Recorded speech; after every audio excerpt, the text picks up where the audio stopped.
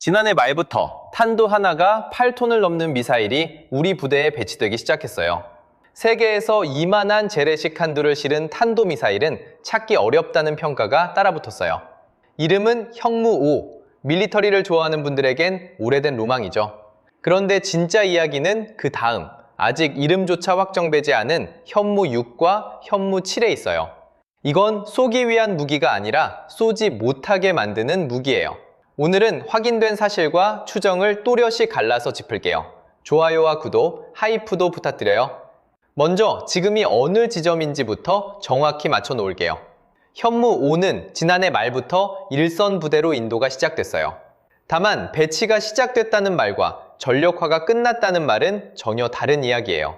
장비가 부대에 들어가고 운용 인력이 손에 있고 발사 차량과 기지 시설까지 제자리를 잡는 데는 앞으로 수년이 더 걸릴 전망이에요. 지금은 완성된 그림이 아니라 이제 막 첫 장이 넘어간 단계인 셈이에요. 무기 체계는 공개되는 날보다 부대에서 실제로 굴러가기 시작하는 날부터가 진짜 시작이에요. 교범이 다듬어지고 정비 체계가 갖춰지고 훈련이 반복되면서 비로소 전력이라고 부를 수 있게 되니까요. 그런데도 이 소식이 유독 크게 번진 이유가 있어요. 이 계열은 그동안 공개된 정보보다 추측이 훨씬 많았거든요. 사진 몇 장과 짧은 영상만 돌아다니는 사이에 확인된 사실과 누군가의 진작이 뒤섞여 버렸어요. 그래서 오늘은 그 둘을 한 줄씩 갈라놓고 가려고 해요. 확인된 건 확인됐다고, 추정은 추정이라고 분명히 말씀드릴게요. 그래서 오늘은 원칙을 3가지 세워두고 갈게요.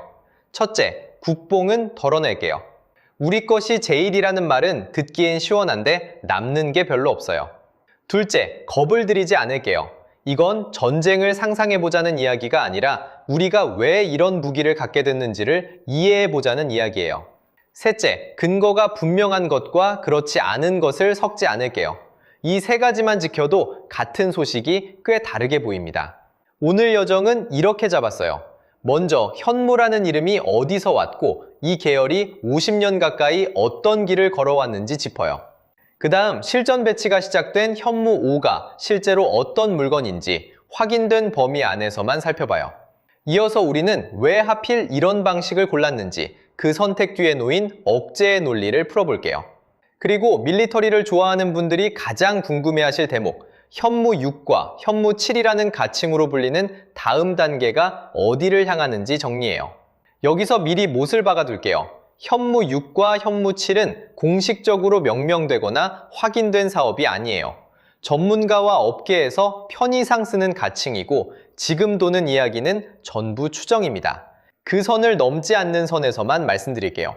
마지막은 냉정하게 볼 것들이에요. 잘된 것만 모아보면 기분은 좋아지지만 판단은 흐려지니까 아직 남아있는 숙제와 한계까지 같은 무게로 놓고 볼게요. 끝까지 보시면 뉴스에 뜨는 한 줄짜리 소식이 어떤 맥락 위에 놓여 있는지 스스로 판단하실 수 있게 될 거예요. 그럼 이름에서부터 시작해 볼게요. 현무라는 이름부터 짚고 갈게요. 현무는 고구려 고분벽화에 그려진 사신도 속 신수예요. 옛사람들은 무덤의 4벽에 방위를 지키는 짐승을 하나씩 그려 넣었는데 동쪽은 청룡, 서쪽은 백호, 남쪽은 주작, 그리고 북쪽이 현무였어요. 좌청룡 우백호, 남주작, 북현무라는 익숙한 말이 바로 여기서 나온 거예요. 그런데 현무의 생김새가 좀 독특해요. 나머지 셋이 한 마리 짐승인 것과 달리 현무는 거북과 뱀이 서로 몸을 감고 있는 모습으로 그려져요. 단단한 등딱지로 몸을 감싸고 있으면서 동시에 뱀이 고개를 세우고 있는 형상이죠. 지키는 힘과 대응하는 힘을 한 몸에 담은 그림으로 읽히는 이유예요. 여기서 눈여겨볼 건 현무가 맡은 자리가 북쪽이라는 점이에요. 고대 사람들은 북쪽을 각별하게 여겼다고 해요. 밤하늘에서 늘 같은 자리를 지키는 별이 북쪽에 있었고, 그래서 북쪽은 흔들리지 않는 방향, 함부로 대할 수 없는 방향으로 받아들여졌다는 이야기예요. 그리고 오늘날 우리가 대비해야 하는 방향도 공교롭게 북쪽이죠. 이 2가지가 겹쳐서 붙은 이름으로 보인다는 게 이 분야를 오래 들여다본 분들의 견해예요. 다만 장명 배경이 공식 문서로 공개된 적은 없어요. 그러니 이건 확인된 사실이 아니라 추정으로 들어주시면 좋겠어요. 이 이름을 단 체계의 출발점은 생각보다 훨씬 오래전이에요. 1978년, 백곰이라는 미사일이 시험 발사에 성공했어요. 우리 손으로 만든 첫 지대지 미사일이었죠. 당시로서는 관련 기술도 자료도 넉넉하지 않았고 부품 하나를 구하는 일부터 쉽지 않았던 시절이에요. 다만 그 뒤로 아주 오랜 시간 한미 사이에 미사일 지침이라는 틀이 있었어요. 사거리는 여기까지, 탄두 중량은 여기까지 이런 상한선이 정해져 있었고 개발은 그 선 안에서만 가능했어요. 상한 자체가 몇 차례에 걸쳐 조금씩 조정되기는 했지만 틀이 있다는 사실은 그대로였어요. 설계하는 쪽에서는 성능을 먼저 정하는 게 아니라 정해진 한도에 맞춰 성능을 깎아 넣어야 하는 방식이었던 셈이에요. 그러다 2021년 이 지침이 완전히 종료돼요. 사거리와 탄두 중량을 오래 묶고 있던 제약이 그때 풀린 겁니다. 누가 잘했고 못했고를 따지려는 이야기가 아니라 기술이 놓인 조건 자체가 그 시점에 달라졌다는 사실만 짚고 갈게요. 제약이 남아있던 시절에도 계보는 끊기지 않고 이어졌어요. 현무1은 초기형 지대지 미사일이었고 D를 이은 현무2 계열이 우리가 흔히 떠올리는 탄도미사일 계열이에요. 현무3은 성격이 좀 달라요. 높이 솟았다 떨어지는 방식이 아니라 낮게 날아가며 목표를 찾아가는 순항미사일 쪽이죠. 그리고 현무4부터는 방향이 한번 바뀌어요. 더 멀리 보내는 것보다 더 단단한 것을 뚫는 쪽으로 무게중심을 옮긴 계열이에요. 같은 이름을 쓰지만 하는 일이 조금씩 갈라져 온 거죠. 번호가 하나씩 올라갈 때마다 목표가 새로 정해졌고 그 목표에 맞춰 몸집과 구조가 다시 짜였다고 이해하시면 편해요. 그러니까 지금 이야기되는 것들은 어느 날 갑자기 튀어나온 결과물이 아니에요. 백공부터 헤아리면 50년에 가까운 시간이에요. 그 사이에는 실패로 끝난 시험도 있었을 거고 예산 앞에서 접혔던 과제도 있었을 거고 몇 년 뒤에 다시 꺼내든 설계도 있었을 거예요. 그 긴 시간을 채운 건 이름이 거의 알려지지 않은 연구 인력과 기술진이에요.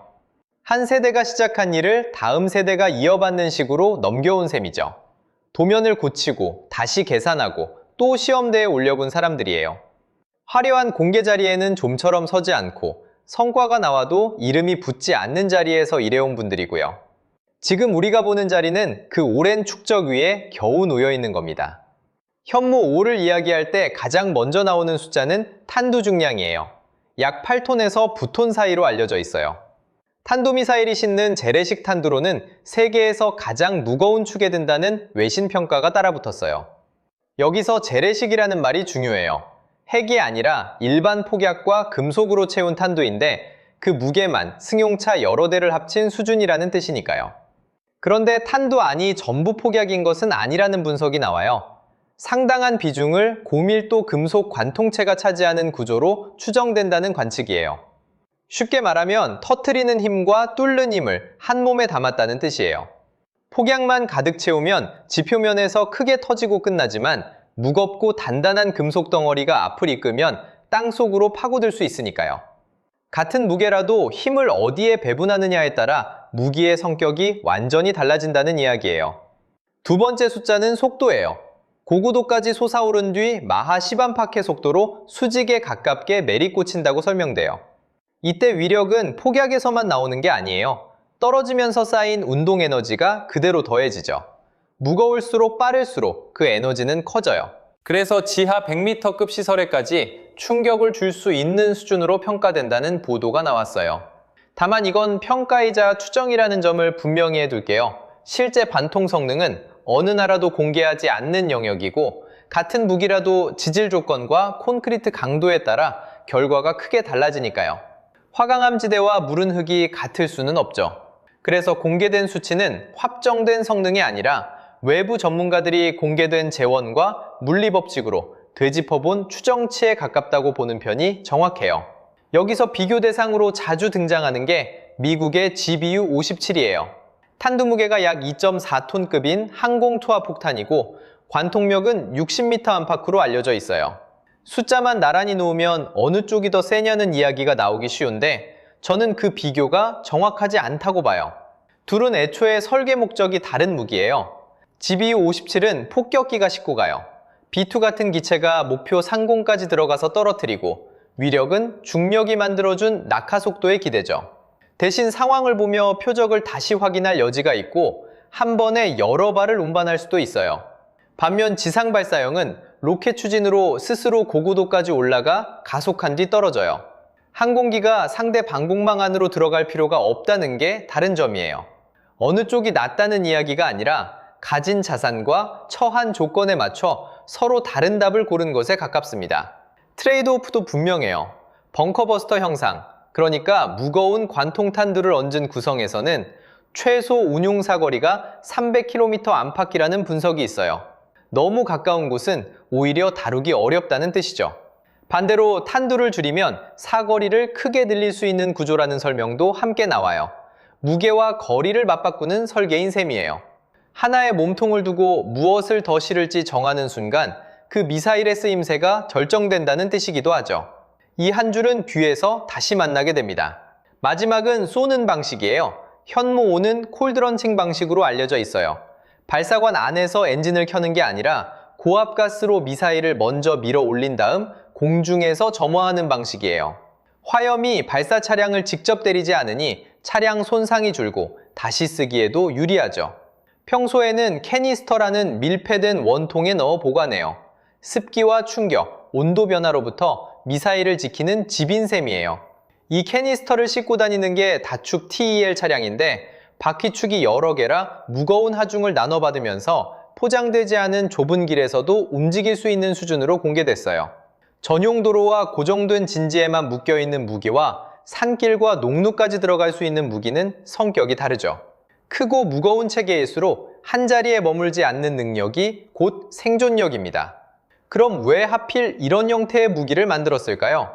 이 질문의 답은 성능표가 아니라 우리가 서 있는 자리에 있어요. 한국은 핵을 갖지 않은 나라예요. 그러면서 동시에 상대가 오판하지 않도록 억제해야 하는 위치에 놓여 있죠. 이 두 조건은 사실 서로 부딪혀요. 억제라는 건 상대에게 감당하기 어려운 결과를 미리 보여주는 일인데 가장 무거운 수단은 애초에 우리 선택지에 없으니까요. 그래서 재래식 범위 안에서 그 무게를 만들어내야 했다는 게 전문가들의 설명이에요. 재래식으로 억제를 세운다는 건 훨씬 까다로운 숙제예요. 억제가 성립하려면 상대가 그 결과를 구체적으로 떠올릴 수 있어야 하거든요. 능력이 실제로 존재하고 그 능력이 어디까지 닿는지가 상대에게도 대략 읽혀야 한다는 뜻이죠. 그 답으로 나온 게 초대형 재래식 관통 능력이라는 거고요. 방사능 낙진을 남기지 않으면서 깊은 곳에 만들어진 시설의 기능을 멈춰 세울 수 있는 능력. 위력을 옆으로 넓히는 대신 아래로 파고드는 방향을 택했다는 뜻이에요. 이건 기술 취향의 문제가 아니라 우리가 쓸 수 있는 카드가 그것뿐이었다는 조건의 결과에 가깝다는 견해가 많아요.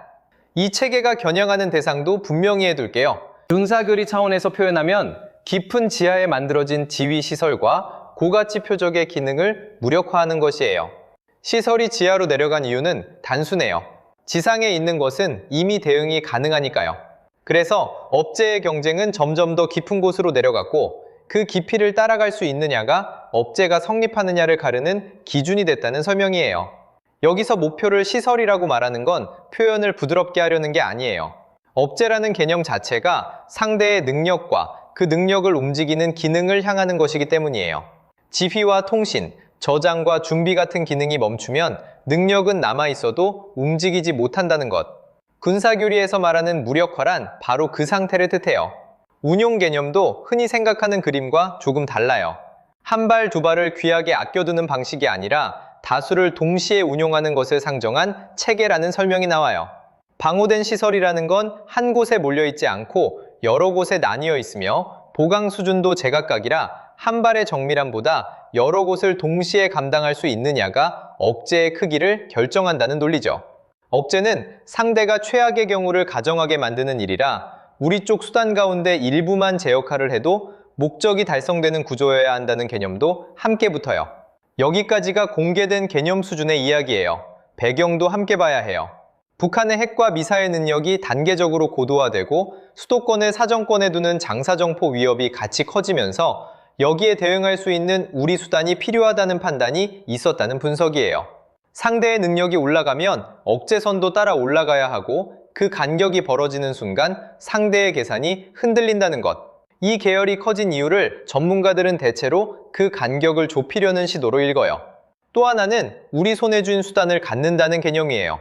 동맹의 자산에만 기대는 구조와 우리가 직접 운용하는 수단이 함께 있는 구조는 상대가 판단할 때 무게가 다르다는 분석이 오래전부터 있었어요. 그 판단의 무게를 스스로 만들려는 흐름이 이 계열의 방향을 정했다는 거죠. 그래서 마지막으로 이 무기의 본질을 짚고 싶어요. 이 체계의 가치는 발사하는 순간에 있지 않아요. 상대가 어떤 결정을 앞두고 계산을 시작했을 때 그 계산의 결론을 바꿔놓는 데 있죠. 얻을 것보다 잃을 것이 확실히 크다는 판단이 서면 그 결정은 시작되지 않아요. 그러니까 이 무기가 가장 잘 작동하는 순간은 화면에 불꽃이 보이는 때가 아니라 아무 일도 일어나지 않는 조용한 하루하루예요. 만드는 쪽도 그걸 알면서 만들어요. 성공의 기준이 사용 실적이 아니라 끝내 한 번도 쓰이지 않는 것인 도구입니다. 세상에서 가장 이상한 물건이죠. 이건 쏘기 위한 무기가 아니라 쏘지 못하게 만드는 무기예요. 여기서부터는 듣는 자세를 조금 바꿔야 해요. 현무 6과 현무 7은 공식적으로 명명되거나 확인된 사업이 아니에요. 어느 공식 발표에도 그 번호가 등장한 적이 없고 전문가와 방산업계에서 편의상 붙여 부르는 가칭에 가까워요. 국방부가 밝힌 것은 탄두 위력과 사거리를 강화한 차세대 미사일 체계를 개발할 예정이라는 수준의 언급이었다고 보도됐어요. 그러니 지금부터 나올 이야기는 정해진 계획표가 아닙니다. 이미 드러난 현무5의 재원과 구조에서 거꾸로 따라 올라간 합리적인 추정, 딱 거기까지예요. 그 전제를 깔고 들어주시면 좋겠어요. 번호가 먼저 붙어도는 이유도 단순해요. 다음 단계가 있다는 이야기가 나오면 사람들은 자연스럽게 그 다음 숫자를 붙여서 부르게 되거든요. 그래서 현무 6과 현무 7이라는 말이 기사와 커뮤니티에 먼저 자리를 잡은 거지 그 이름표가 실제로 어딘가 구엔가에 붙어 있는 건 아니에요. 먼저 나오는 관측은 탄두 쪽이에요. 탄두부가 워낙 크다 보니 지금의 관통탄 말고 다른 탄두를 얻는 변형도 가능하다는 이야기가 나와요. 넓은 면적에 작은 탄을 뿌리는 자탄 살포형이라든가 닫힌 공간에서 압력으로 효과를 내는 열압력탄 같은 구성이 거론돼요. 같은 몸체에 머리만 바꿔 끼우는 셈이라 개발 부담이 상대적으로 적다는 점도 근거로 언급되고요. 다만 이런 탄두 변형은 새 번호를 받기보다 현무 5의 하위 번호로 붙을 가능성이 크다는 견해가 많아요. 몸체가 같으면 계열도 같게 보는 편이 자연스럽다는 이야기예요. 그래서 이 계열의 변화를 따라갈 때는 번호가 통째로 하나 올라갔는지 아니면 뒤에 작은 숫자만 하나 더 붙었는지를 같이 보게 돼요. 이름의 자릿수 하나가 실제로는 전혀 다른 이야기를 담고 있는 셈이거든요. 그래서 번호가 바뀔 만한 변화는 다른 곳에서 찾아요. 현무 6이라고 불리는 추정은 방향이 비교적 또렷해요. 탄두 중량을 줄이는 대신 사거리를 크게 늘린 체계, 그러니까 중거리 탄도미사일인 IRBM 성격이 될 것이라는 추정이에요. 무게를 덜어낸 만큼 거리를 얻는 교환인 셈이죠. 사거리가 늘어난다는 건 운용할 수 있는 자리가 넓어진다는 뜻이기도 해요. 더 뒤쪽에서 더 여러 곳에서 굴릴 수 있게 되면 배치의 선택지가 그만큼 늘어난다는 설명이 따라붙어요. 다시 말하지만 이것도 확정된 계획이 아니라 반칙입니다. 그리고 제목에 걸어둔 이름 현무 7이에요. 여기에 붙는 추정은 극초음속 활공체, 그러니까 HGV를 얹은 체계가 될 것이라는 관측이에요. 활공체는 로켓이 대기권 가장자리까지 밀어올린 뒤에 분리돼서 물수제비처럼 대기의 경계면을 튀면서 미끄러져 내려오는 물건으로 설명돼요. 이게 왜 중요하냐면 유격이라는 게 결국 예측 위에 서 있는 일이기 때문이에요. 올라간 각도와 속도를 알면 떨어질 지점을 계산해낼 수 있고 그 계산이 방어의 출발점이 돼요. 반대로 활공체는 내려오는 도중에 방향과 고도를 바꾸며 미끄러지기 때문에 궤도를 그려내기가 어렵고 그래서 상대 방공망은 판단할 시간 자체를 빼앗기게 된다는 개념이에요. 사실 속도만 놓고 보면 빠르게 떨어지는 미사일은 이미 여럿 있어요. 활공체가 다른 지점은 속도 자체가 아니라 경로예요. 어디로 갈지 끝까지 알려주지 않는 경로. 그게 이 개념의 핵심이라는 설명이에요. 파괴력을 더 키우는 쪽이 아니라 상대에게서 시간을 덜어내는 쪽으로 방향을 잡은 추정인 겁니다. 여기에 더해 탄두부가 크면 여러 개의 탄두를 나눠 싣는 MIRV 구성도 이론적으로는 가능하다는 이야기가 나오지만 이건 어디까지나 가능성 차원의 논의라서 한 줄로만 짚고 넘어갈게요. 양산 규모를 두고 오가는 숫자들도 마찬가지예요. 확인된 정보가 아니라 업계에서 도는 관측일 뿐이라 저는 그런 숫자를 확정된 사실처럼 말하지 않으려고 해요. 확인된 것과 그럴듯한 추정을 같은 목소리로 말하기 시작하면 정보는 그 순간부터 그냥 이야기가 되어버리니까요. 여기까지가 지금 그려볼 수 있는 추정의 지도입니다. 여기까지가 기대할 수 있는 쪽의 이야기였다면 지금부터는 냉정하게 봐야 할 쪽이에요. 이 대목을 빼고 넘어가면 결국 반쪽짜리 이해가 되거든요. 가장 먼저 짚을 건 종말 유도라는 벽이에요. 극초음속 영역에서 개발하는 쪽이 하나같이 가장 어렵다고 꼽는 과제는 의외로 속도 자체가 아니라 비행의 마지막 순간에 표적을 정확히 붙잡는 유도예요. 마하 10 안팎이면 눈 한 번 깜빡이는 사이에 몇 킬로미터를 지나가는 속도인데 그 상태에서 표적을 다시 확인하고 자세를 미세하게 고쳐잡는 일이 기술적으로 가장 높은 문턱이라는 설명이에요. 게다가 그 속도에서는 기체 표면이 극도로 뜨거워지면서 바깥을 살펴야 할 센서가 제 역할을 하기 어려워지는 조건까지 겹쳐요. 야구로 바꿔보면 감이 잡히실 거예요. 시속 160km짜리 강속구를 뿌리는 능력과 그 공을 스트라이크 존 구석에 정확히 꽂아 넣는 능력은 전혀 다른 재능이에요. 빠르게 만드는 것과 정확하게 만드는 것은 완전히 다른 숙제입니다. 더구나 이런 체계에서는 몇 미터의 오차가 성패를 가르기 때문에 유도 정확도는 있으면 좋은 옵션이 아니라 성능의 본체에 가까워요. 두 번째는 시험 환경이에요. 무기는 결국 쏘아봐야 데이터가 쌓이는데 우리 국토는 남북으로도 동서로도 길이가 넉넉하지 않아요. 장거리와 극초음속 영역을 마음껏 시험할 만한 공간이 국내에는 사실상 없다는 뜻이에요.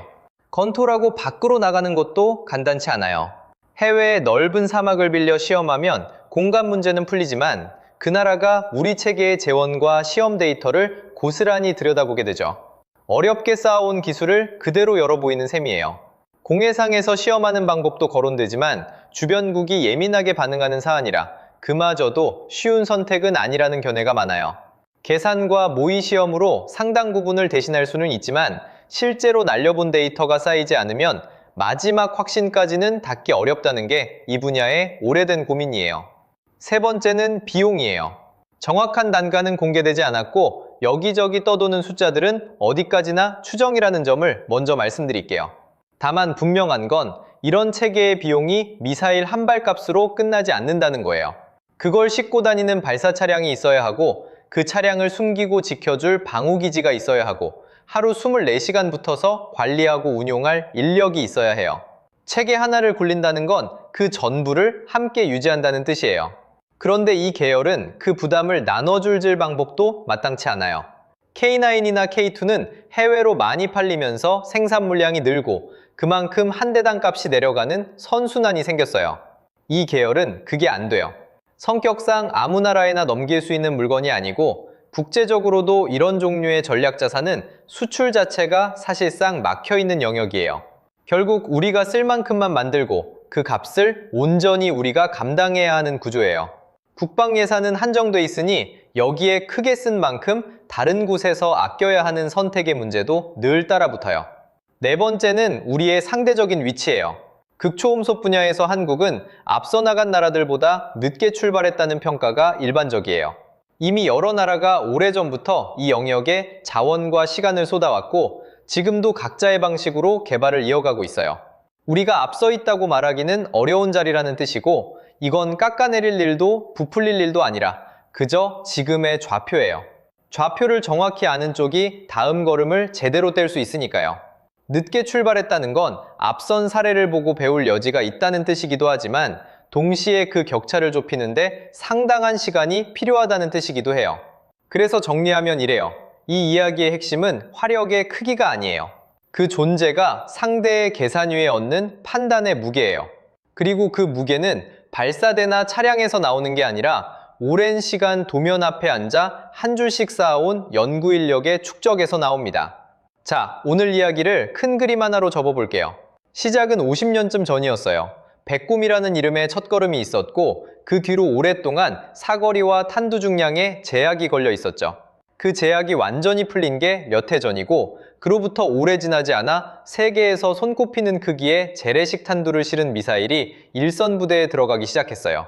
그리고 지금은 그 다음 단계, 더 멀리 날아가는 쪽과 더 예측하기 어렵게 움직이는 쪽으로 이야기가 옮겨가고 있죠.